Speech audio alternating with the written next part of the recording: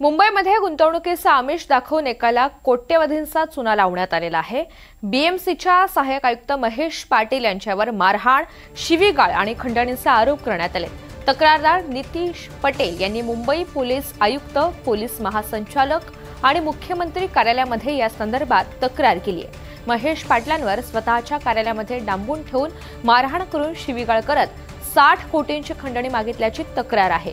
मुंबई पालिकेच्या सहाय्यक आयुक्त महेश पाटील आणि आणखी 4 जणांच्या विरोधात आता गंभीर आरोप केले जात आहेत। महेश पाटील यांनी नितीश पटेल यांनी केलेले सर्व आरोप फेटाळलेले असून आरोपांचे पुरावे पोलिसांकडे द्यावेत असं आवाहन सुद्धा केलंय।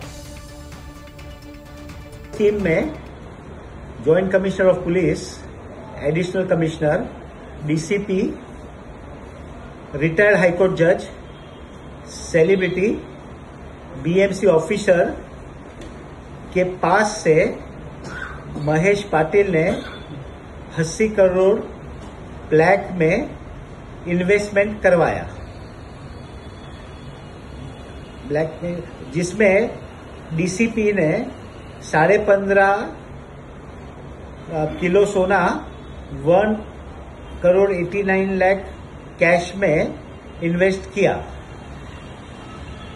महेश पाटिल के कहने पे मैं जाके पार्ट पेमेंट कलेक्ट करके महेश पाटिल को दे देता था।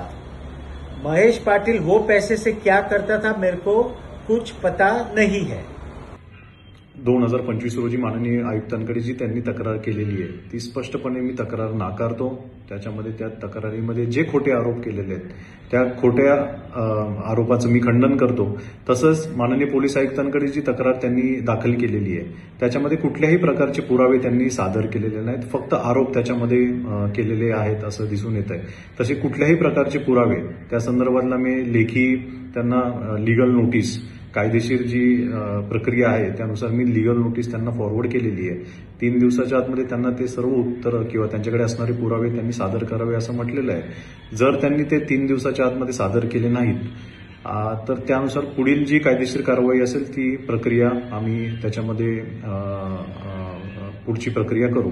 तसेच मी पुन्हा एकदा सांगू इच्छितो की अशा कुठल्याही प्रकारची खंडणी, कुठल्याही प्रकारची मारहाण, कुठल्याही प्रकारची त्यांना डांबून ठेवणे किंवा त्यांचा मोबाईल इरेज करणे किंवा ज्या काही त्यांच्या तक्रारी असेल असं कुठल्याही प्रकारचं कृत्य किंवा कृती ही माझ्याकडून आणि इतर सदस्यांची जी नावं आहेत त्यांच्याकडून झालेली नाही असं मी स्पष्टपणे नमूद करतो।